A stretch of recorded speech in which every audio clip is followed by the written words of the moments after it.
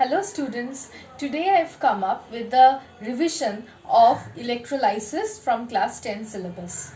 Okay, this is, I will just explain the portions which are mainly important for your knowledge, and along with that I will give you the questions which I will discuss now in the description box in the study material which I'll give you. I'll give you the questions and I am discussing the answers in this video. You will only get the questions in that PDF, okay? Okay, let's start. Okay, first I'll just explain the process of electrolysis, that what actually happens. Okay, this is a container containing the electrolyte.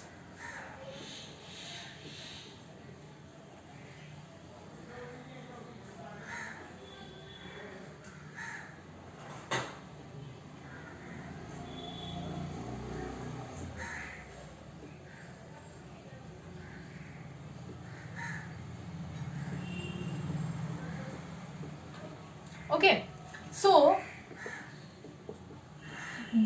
this is the battery. This is the battery. Here a bulb has to be attached and a key has to be attached. But here, since there is no space in the wire, so I am not attaching the bulb and the key.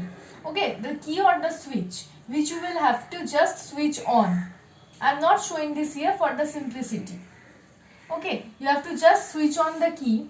As a result, this is a battery. An electric current will be passed through the circuit. So, these are the two electrodes. The electrode which is connected to the positive terminal of the battery is known as the anode. And the electrode which is connected to the negative terminal of the battery is known as the cathode. This is the battery. Here is the electrolyte. Electrolyte means the solution through which electricity has to be passed. And this entire setup is known as electrolytic cell. Okay. So what actually happens? For an example, if I take an example here that the electrolyte is water.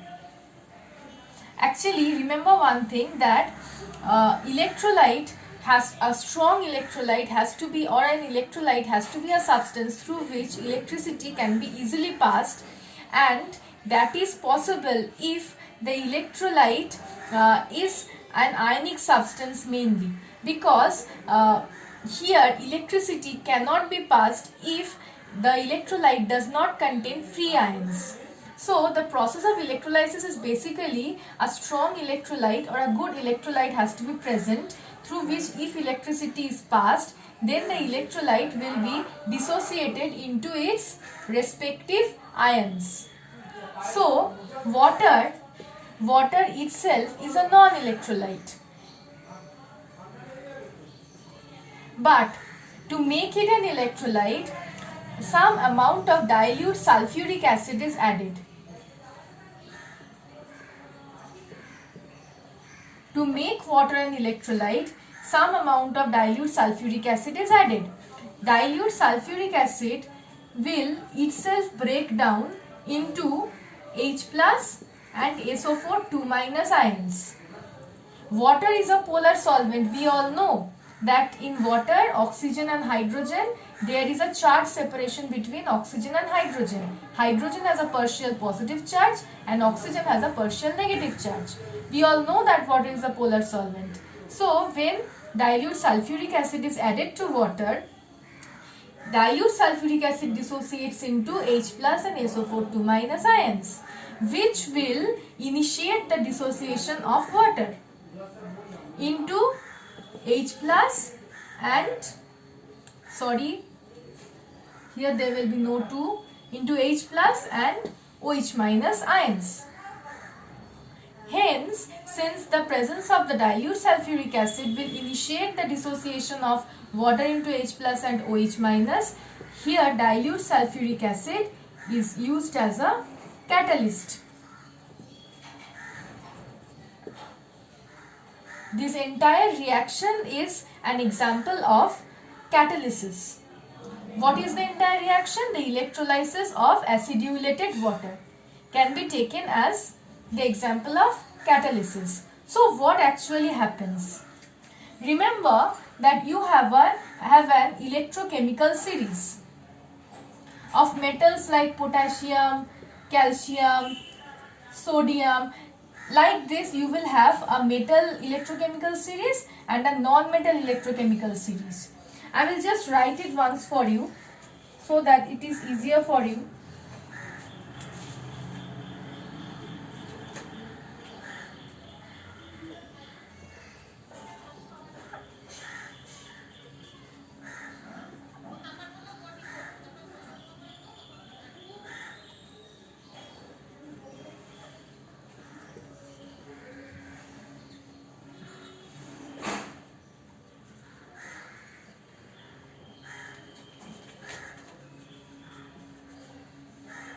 Ag2 plus and at last Ag plus, okay. And for the non-metal there is another, at least means non-metal means negative radicals. There is another series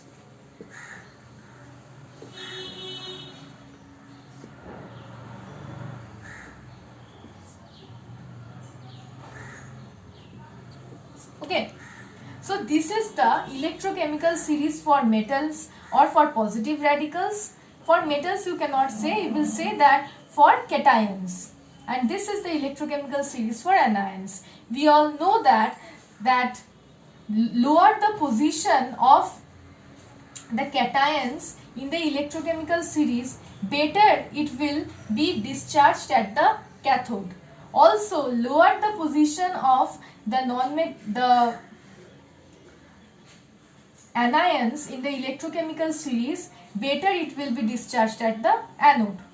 Which means that if in an electrolyte Mg2 plus and H plus are present, then look at the position of H plus. It is below Mg2 plus in the electrochemical series. So both Mg2 plus and H plus will migrate to the negatively charged electrode cathode. But actually, since H plus is present below Mg2 plus in the electrochemical series, H plus will be discharged as hydrogen at the cathode. Here also, if we take an example, see here there are two anions, OH minus and SO4 2 minus.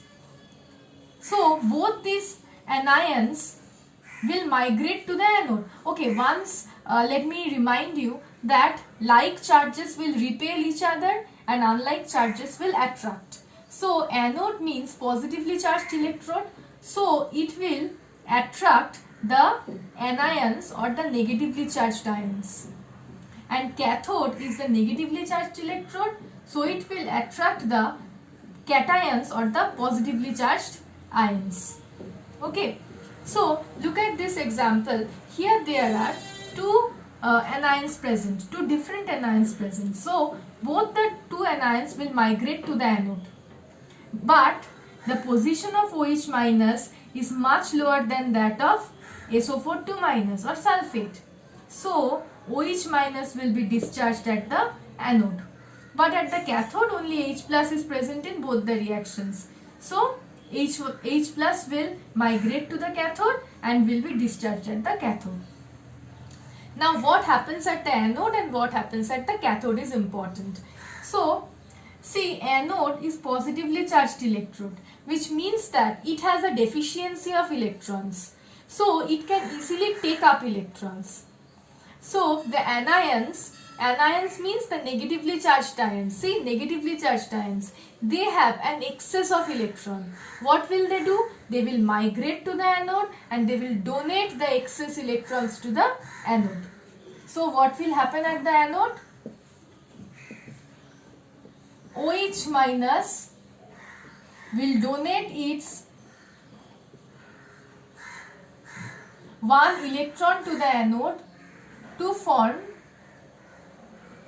neutral. Okay.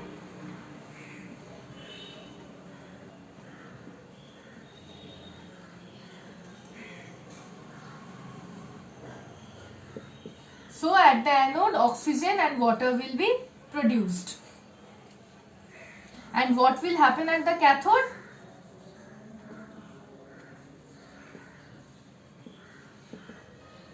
H plus will migrate at the cathode, and see, cathode is a negatively charged electrode, which means it has an excess of electron. What will it do? It will just donate its excess electron to the positively charged ions, which are the cations. So H plus will accept one electron to form atomic hydrogen, will give you H2. Okay. So this is basically, if you are asked the question that explain the electrolysis of acidulated water, or if you are asked the question that show the electrolytic dissociation as well as the cathode and the anode reactions for the electrolysis of acidulated water, your answer will be, see, this is the electrolytic dissociation of water and acid, this is the cathode anode reaction, and this is the cathode reaction. So your answer will be this for the question that if you are asked to explain the electrolysis of acidulated water, or if you are asked the question that show the electrolytic dissociation, the cathode and the anode reactions for the electrolysis of acidulated water, your answer will be this. You don't have to show this series. Okay, you will just have to write that both OH minus and SO4 2 minus will migrate to the anode, but only OH minus will be discharged at the anode because of its lower position in the electrochemical series. Okay, so this I have explained you. The normal process of electrolysis also takes place in this manner. So if you are asked the question that what is electrolysis, so what will you answer? That if you are asked that define electrolysis, what will you answer? That electrolysis is basically decomposition of a chemical compound. But remember one thing, the chemical compound has to be in the molten or fused state or aqueous solution state. So the chemical compound which is in the molten or aqueous solution state, and that by the passage of electric current, and that chemical compound will be dissociated into the respective ions, which will migrate to the respective electrodes and will get discharged at the respective electrodes. So this will be your definition of electrolysis. So what will be it? That it is the process of decomposition of a chemical compound which will be in the molten or aqueous solution state by the passage of direct current, and this compound will be broken or dissociated into its respective ions, which when migrate to the cathode or anode will give the respective metals or non-metals, or you can say which will be discharged at the respective electrodes. Okay, this definition is directly there in your Dalal book, the definition of electrolysis. Okay, now I'll come to that what is the difference between strong electrolyte and weak electrolyte. This can be a question that state the difference between strong electrolyte and weak electrolyte.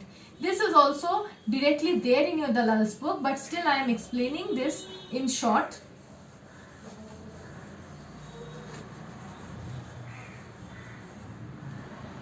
Okay, what are strong electrolytes and what are weak electrolytes? Strong electrolytes are those through which are generally good conductors of electricity, and these and if electric current is passed through the strong electrolytes, then it will be completely dissociated. So 2 points are important. One point is that it will be completely dissociated on passage of electric current, and second point is good conductors of electricity.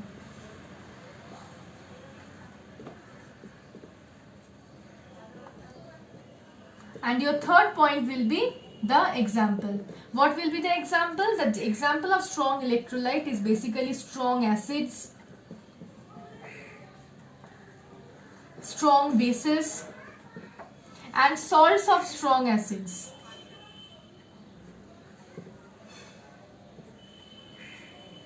Okay, and what are weak electrolytes? Weak electrolytes, when an electric current is passed through the weak electrolytes, the weak electrolyte will be partially dissociated.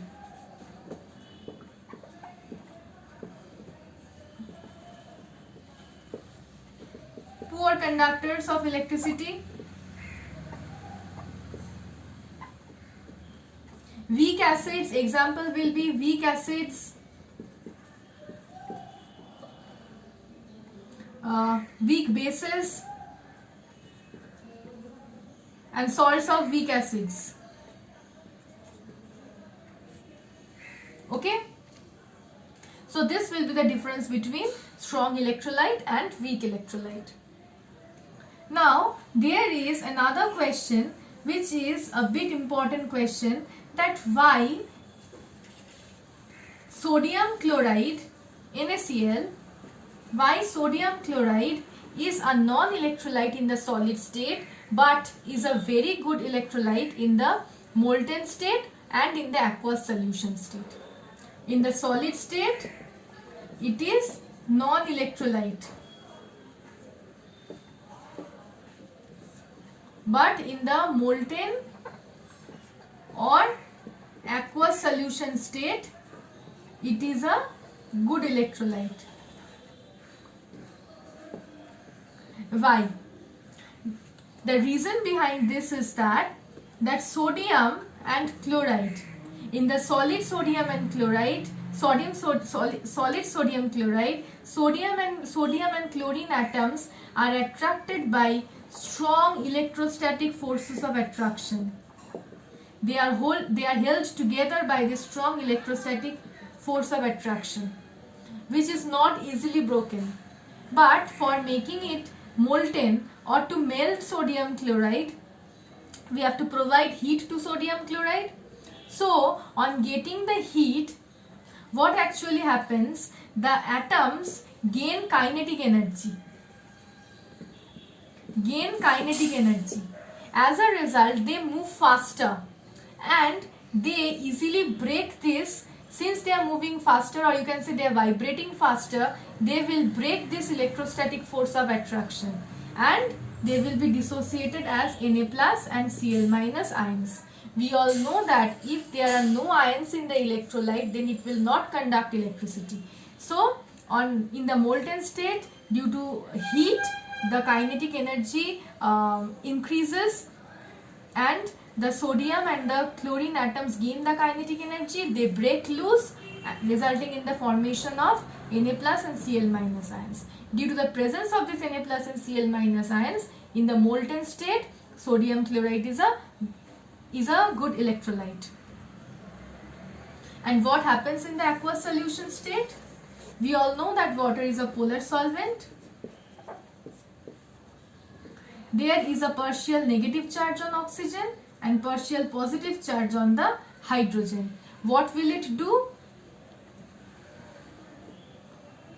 We all know that sodium is electropositive and chlorine is electronegative. What will it do? The electronegative oxygen atom of water will pull the positively charged sodium, and the slightly electropositive hydrogen will exert a pull on the electronegative chlorine. Doing this will break the bond of sodium and chlorine, forming sodium plus and Cl minus ions, sodium and chloride ions. Okay, in presence of the ions, aqueous solution of sodium chloride is a good electrolyte. Okay. Next is the electrolysis of molten lead bromide.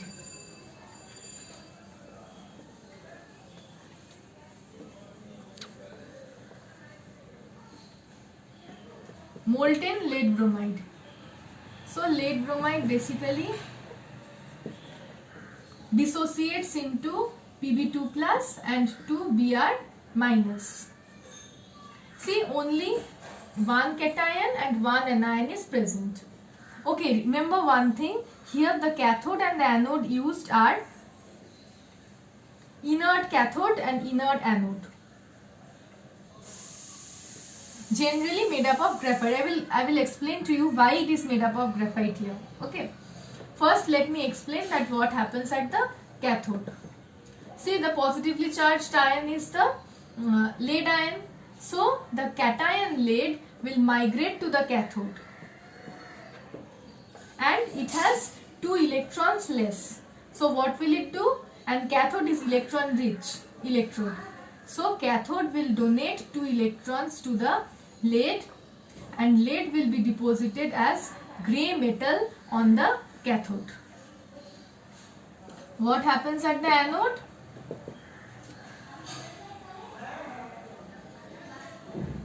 Br minus, which is the anion, will migrate to the anode.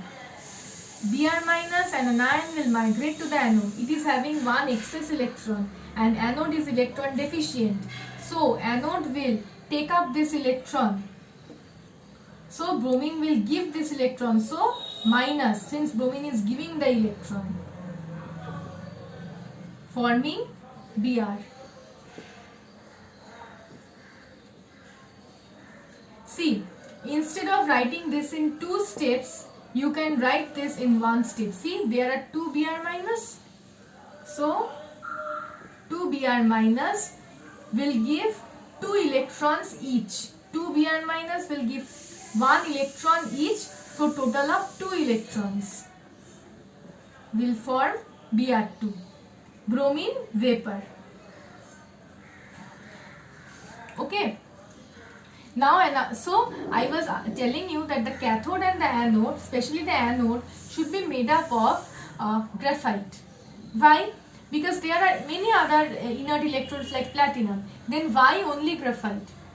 The reason behind it is that bromine vapors are reactive in nature and graphite is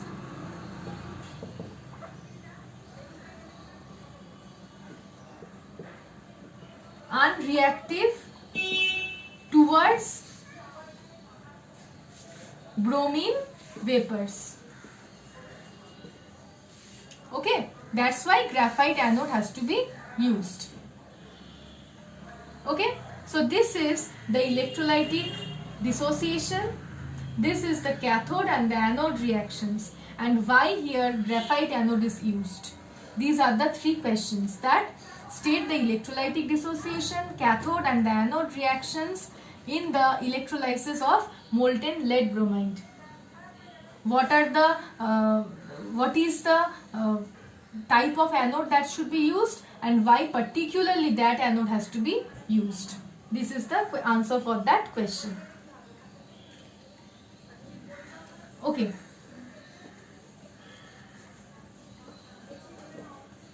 I have explained the electrolysis of acidulated water beforehand only. Now I will explain the electrolysis of copper sulfate using 2 different electrodes. When electrolysis of copper sulfate is done in presence of reactive copper electrode, means when copper electrode is used, aqueous solution of CuSO4. So aqueous solution of CuSO4 will have CuSO4 as well as water, 2 plus and SO4 2 minus, and water will be dissociated as H plus and OH minus. So what will happen at the cathode and the anode? See, there are 2 different types of cations. What are the cations here? Wait.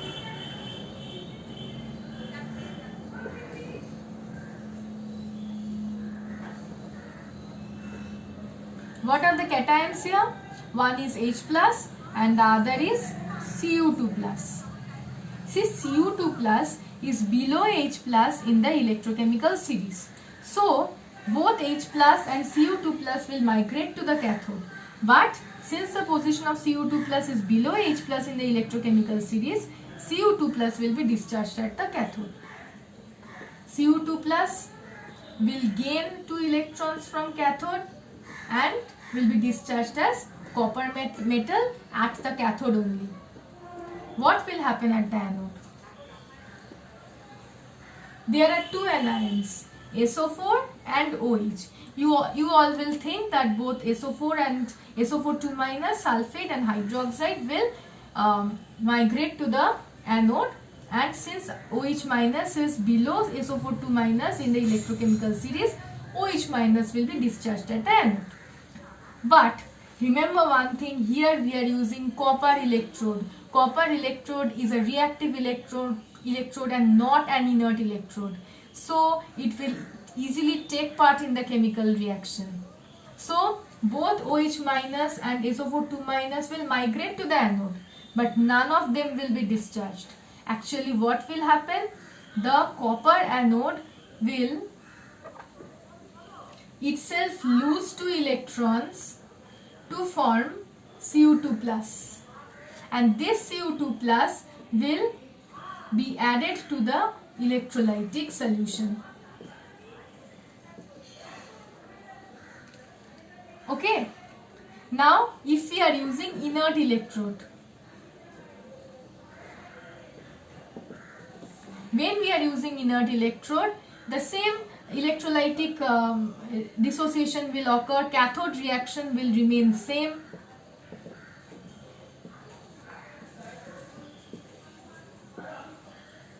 But at the anode, since we are using inert electrode, so the electrode won't take part in the reaction, and as a result, both SO4 2- and OH minus will migrate to the anode. SO4 2- being lower than OH minus being lower than SO4 2- in the electrochemical series, OH minus will be discharged.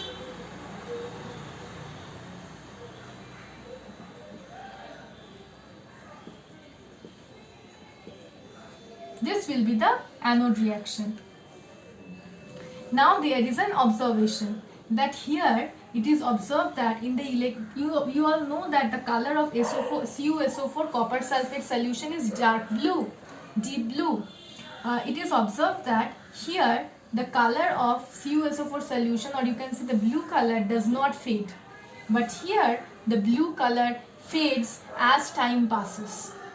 What is the reason behind it? See here, as soon as the cathode is taking up the Cu2 plus from the electrolyte, the anode taking part in the reaction will add the Cu2 plus to the electrolyte. So the number of Cu2 plus in the electrolyte remains same. But here, as soon as Cu2 plus is being taken up by the cathode, there is no replacement of this Cu2 plus which was taken up by the cathode. Since the electrode is inert, and at the anode there is another reaction taking place, forming oxygen at the anode. Okay, so this is the difference between the electrolytic dissociation of copper sulfate in presence of copper electrode and inert electrode. Okay, so next I will come to electroplating, and your question will be same, that state the difference between the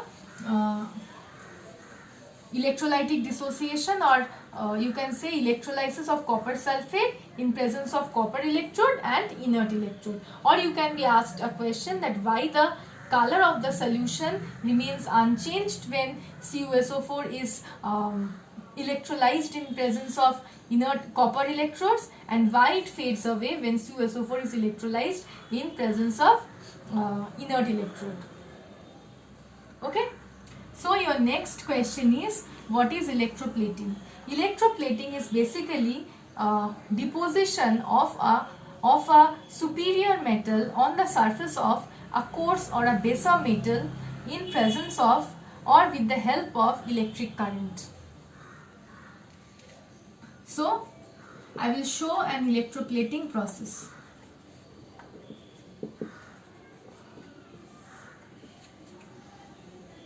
Okay.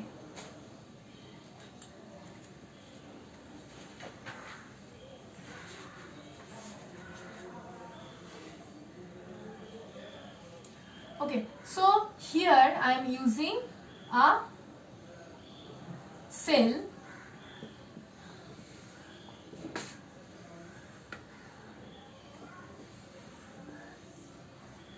This is the electrolyte. Okay, here the anode is block of silver, and here the cathode is the metal that has to be, or article to be electroplated. Metal to be electroplated or article to be electroplated. And the electrolyte used is sodium argentocyanide. Okay. Electrolytic dissociation will be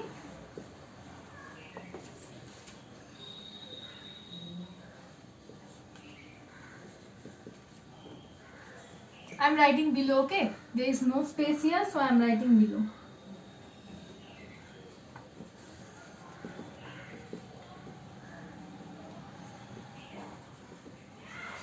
And water will be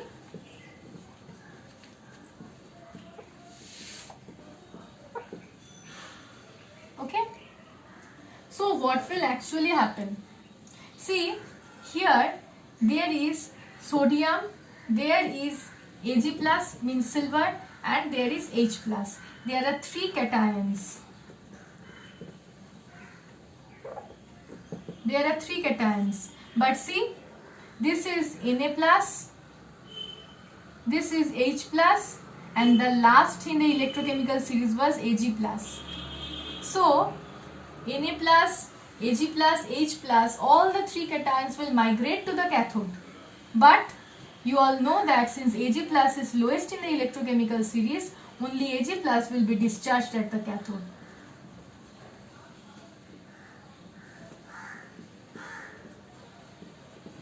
So, at the cathode, on this metal that has to be electroplated, Ag will be deposited or silver will be deposited.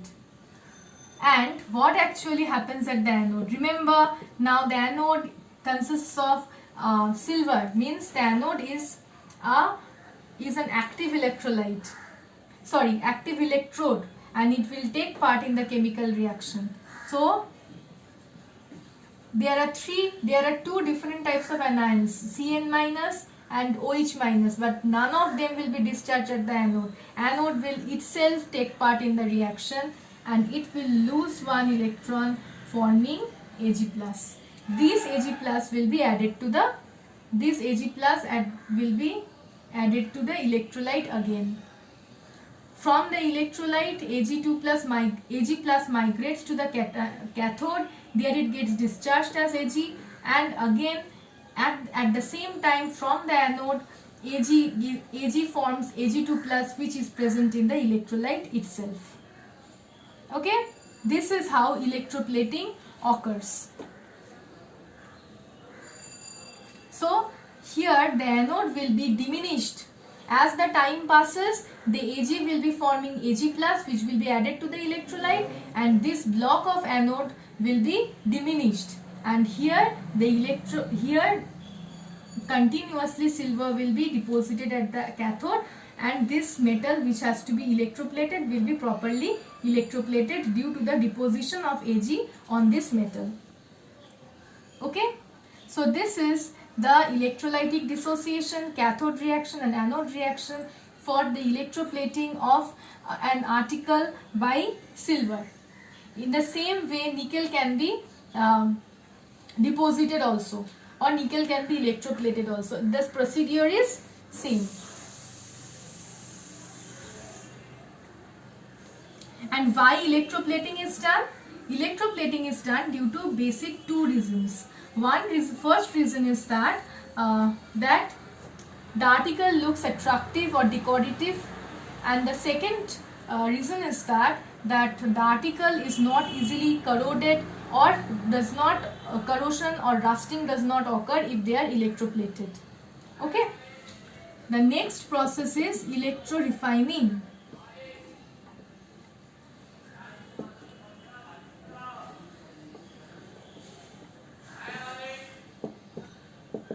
Electrorefining.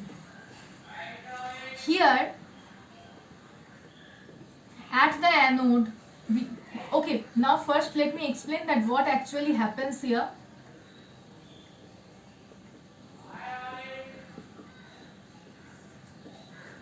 This is the anode and this is the cathode. Actually, electrorefining is a process by which a metal which consists of a lot of impurities will be refined, making it pure. Okay, so here the impure block of metal is taken and here the pure thin sheet of metal is taken. Then what happens? For example, if I take that here we are just electrorefining copper, then the solution will be CuSO4 solution. Cathode will be a thin sheet of copper and anode will be a thick impure block of copper which needs to be made pure. The solution will be CuSO4 solution, aqueous solution of CuSO4. So this will be the electrolytic dissociation.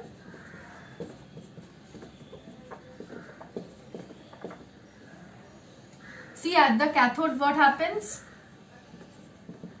You all know that H plus and Cu2 plus is below H plus in the electrochemical series. So Cu2 plus will be migrated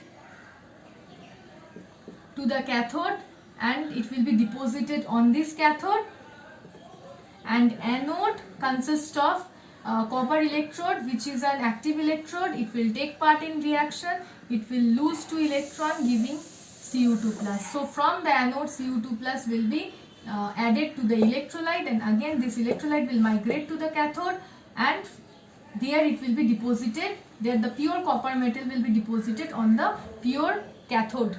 Okay, and from the anode the impurities will come down and settle down here. This is known as anode mud. This is known as anode mud.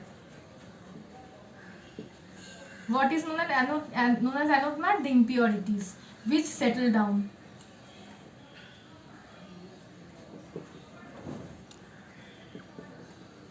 Okay, this is basically the process of electrorefining, where an impure block of copper is being electrorefined to a pure block of copper. So this you can be asked a question that how explain the process of electrorefining of a copper block, of an impure block of copper metal. Okay, so these are basically the important portions of the chapter electrolysis, and in your description box you will be getting the questions of this video. I have explained the parts, you will only get the questions in the description box. Thank you.